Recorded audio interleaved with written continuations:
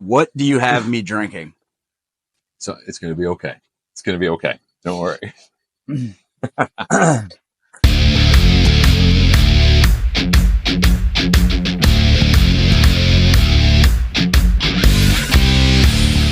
everyone, welcome back to Cheap Drinks in Real Estate. My name's Jason Kaufman with the Kaufman Home Group at Herron Real Estate. I'm Adam Pearsall with Premier Home and Finance. And personally, did you see the new logo?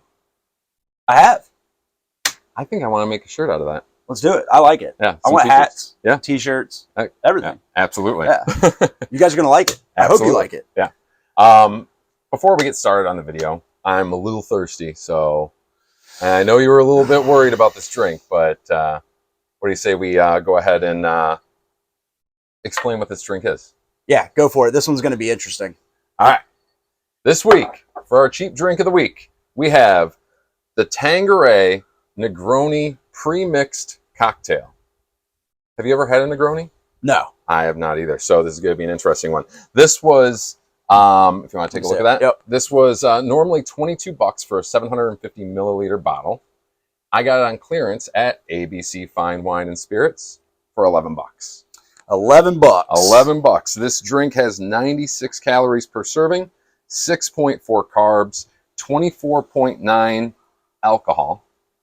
Yeah, that's good. And again, retails for $22. Bought at ABC Fine Wine and Spirits for $11.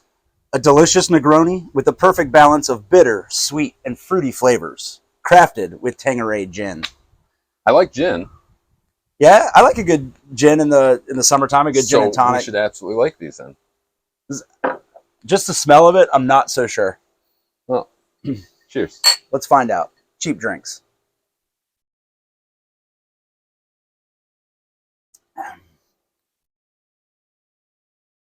Okay. Mm.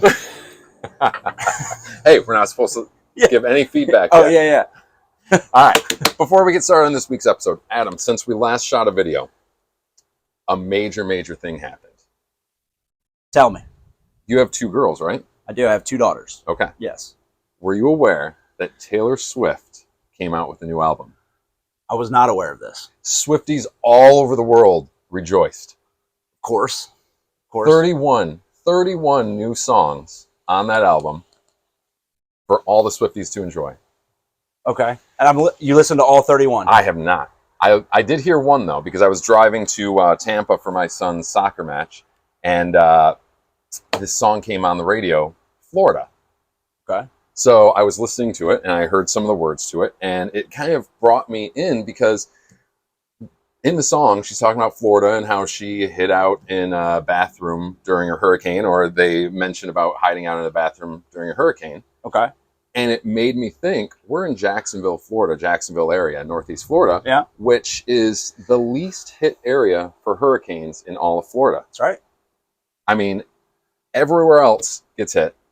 Do you know when the last hurricane that got hit was? I do. It was, I didn't know this. 1964, Hurricane Dora was the last direct hit to the Jacksonville, St. Augustine area. That is interesting information. It's a long time. It is a long time. And we're 2024, so that's 60 years? 60 years. Yeah. 60 years, no direct impacts from hurricanes. Yeah. So, fun Florida fact for the day. Yeah. And your insurance is lower here than around the rest of the state because of that fact. That's a lie. We'll save that for another video. It's not true.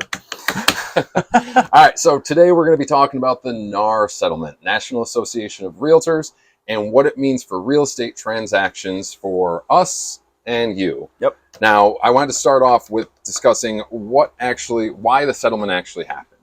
And there was a lawsuit that came up in another state where some sellers were unhappy with the information they were provided with regards to the way that commissions were structured. And the way that they were dispersed. They didn't feel like they had the proper information at their disposal. So National Association of Realtors settled the lawsuit, but with that came some pretty big changes to the way that real estate transactions actually go. Right. So we can get into a long, drawn-out conversation on this, but we'll kind of keep it a little bit short for time purposes. But before we go into the specifics of that, I do want to just point out the media has thrown this way out of proportion and claiming that realtors have never gone away from a 6% listing. And a 6% listing means 3% to the sellers and 3% to the buyers. Right. So they're saying it's not negotiable is what Exactly. they're saying. It was never negotiable. Correct. But I'm here to set the record straight. Real estate commissions have always been negotiable. Sure. You can talk to any one of my past clients and they will agree with the same thing. So going in directly into the information at hand, kind of going over how the settlement impacts sellers. Now, you would think, oh, it's going to be a huge impact to sellers. It's not a huge impact, really. Well, no. If anything, it's almost to the seller's advantage. Exactly. Because the only difference is that for the seller side is that they technically have the choice if they want to pay a buyer's agent commission. It used to be that it was all under the same commission and it got split between the seller's agent and the buyer's agent. Right. But now they're saying that sellers now have the option to not pay the buyer's agent.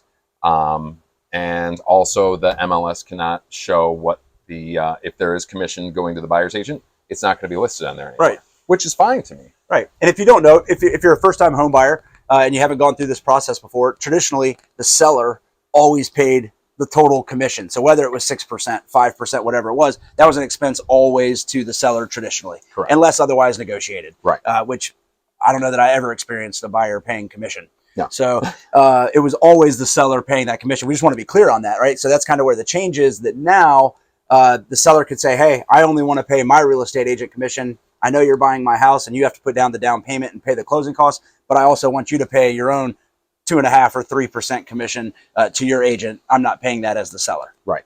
Right. So that's essentially, in a nutshell, that's what it means to sellers. Right.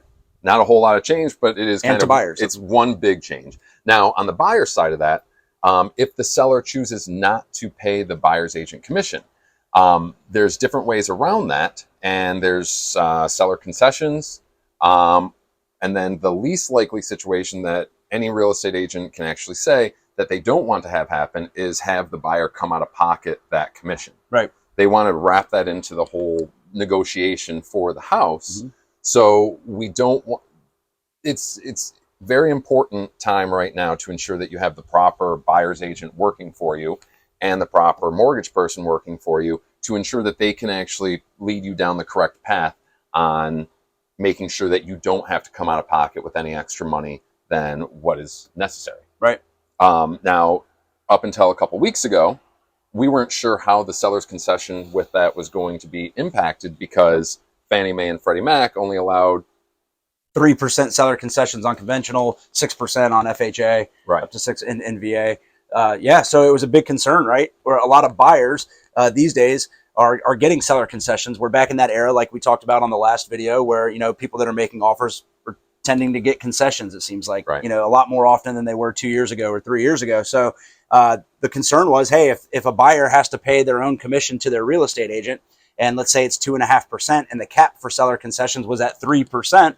Like we were talking, now, instead of having those seller concessions that would traditionally cover your closing costs for you as a buyer, you could, the commission being paid would eat into that. So now you wouldn't have that. So now it's, hey, you're paying for your full down payment, you're paying your closing costs, and you're paying your agent, even if there's some seller concessions helping you out there. It was a net loss definitely to sellers. That was the concern, that it would be a big net loss to the buyer, I should say. I said seller. Yeah. So, I mean, yeah, so that we just found out recently that Fannie Mae and Freddie Mac said, no, we're going to separate that from the standard concessions so that can be separated.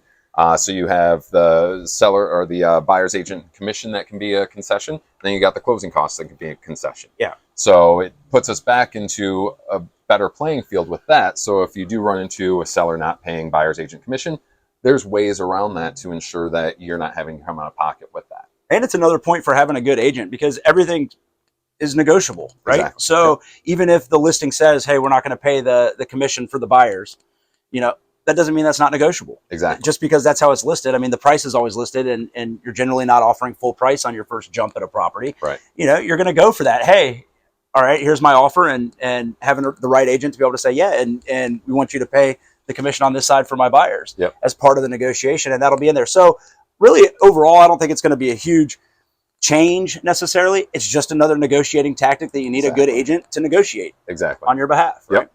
Now, with VA and USDA buyers, that's a whole different situation because there's certain rules in place with regards to paying commission and stuff like that, which, have we heard anything on that as of yet? We haven't yet. So VA hasn't come out and said anything. They're going to do something. They have to, right? So, but the VA has just said that they're kind of standing still at the moment. I think they're still just swallowing the pill and figuring out, what the effect's going to be and how they can navigate it. So there'll be something that comes down the pipe on that. We'll bring it to you guys when that comes out. But for now, it's the, Fannie and Freddie, the GSAs, are the only ones that have come out and said, hey, we're not going to let this affect, the home buyers with seller concessions and those things, which is all really good news, which means that, like we were saying, there just shouldn't be a huge impact at this point from the, from a buyer's or seller's side, it seems like. So. Oh, and you know what? I just thought of one other thing, and I want to make sure that we point this out. With the buyers, one other change that has come into effect is now with every agent, they have to have with the buyer a buyer-broker agreement, right? Which basically is saying that me as a real estate agent, I'm going to work with you. You as the buyer, you're going to work with me. This is my commission. Yep. And if all else fails, this is what you will have to pay me. Right. Now, again, any good agent is not going to have that come to play where you're going to have to come out with that. It's, again, I like to say everything is negotiable with real estate. Right. So it's just make sure that you have the right agent. Yeah, these are all conversations that are going to have to be had up front. So, and I guess that's the purpose of this thing, right? They want the clarification right up front for everybody, and those conversations are going to take place so that when you're getting pre-approved as a buyer, we know that. Right? Like, hey, we're going to have to take this into consideration. If the perfect house for you comes about and it's a seller that's steadfast on, I'm not paying your realtor's commission, then, we know that from a monetary standpoint of, hey, we've got to have enough money for your down payment, closing costs, if there's concessions or not concessions, and potentially having to pay your realtor. Because some houses that you'll look at, potentially, some will be willing to pay the commission, some will not be. And so from a pre-approval standpoint, we'll just have you ready for both scenarios. And I do think that for the most part, you'll still see a lot of stuff stick where the commission will be still paid because, I mean, it's a good tool that listings have to pay the buyer's agent commission, which helps them in the long run sell the house. Right. Well, and you're limiting your buyer pool if you're not willing to pay. I mean, sellers, you're basically saying, hey, I'm willing to, have a smaller pond to fish in, for a buyer. And nobody wants that. Exactly. So 100%. And now, with all of this being said, again, we just wanted to provide a brief overview on this. So any questions that you have with regards to more information, feel free to contact me directly. My information is always at the bottom in the description. Yep. Adam for any mortgage questions with regards to that. But the big point that I also wanted to point out is that you've heard a lot in the media and even politicians saying that this is going to bring down housing prices. That's the biggest farce I've ever heard, because if they don't understand the real estate market, maybe they should brush up on some of that. Maybe they could even subscribe to Cheap Drinks in Real Estate and they might learn a couple things. Yeah. Because appraised value is based on supply and demand. Right. Value of homes is based on supply and demand. And comparable sales. And not at any point have appraisers ever considered the commission into the comparable sales. Correct. It's what the house sold for. Right. There could have been 2% commissions being paid on one house and 6% on the one next door. Exactly. Has no impact on the appraisal whatsoever. Not at all. No. And I'm sure if you're a seller, you're not going to say, you know what, I'm not going to pay the buyer's agent commission, and I'm going to bring down the price of my house because of that. Right. No seller is going to want to do that. So that's just not going to happen. Or, again, that's going to be what takes place in the negotiation stage. Because like we've talked about, sellers care about the net bottom line. What's the net number that I walk away with in my pocket from the sale of this house? Exactly. How you get to that number, that's the negotiation stage of the process to get to that number. 100%. Yeah. But, I mean, that's basically a wrap for that information. I really don't think it's going to have a massive impact. No. Just like anything else, when there was massive regulation change in the mortgage industry, it was the same way. Everybody freaked out at the beginning, and this is going to be awful. It's going to change everything. A year later, 18 months after that, it was like nothing happened. It was a smooth transition. And you know what? They're trying to do what's best for everybody. Yeah. And that's their goal. That's their goal. And I think we're not really completely to that yet. Right. But, I mean, we'll see how it goes. That starts in July. So we'll see how everything kind of plays out at that point. Yeah. So another couple months until that goes into effect. But Yeah. Hopefully not a big change. Yeah. Yeah. I don't think Business it will as usual. But what is a big change is our drinks this week. Yeah. Compared to last week. So I didn't want to go with like a seltzer or a beer. I was in ABC Fine Wines, like I said, and I'm like, you know what? That looks like an interesting drink. That is cheap. What do we got?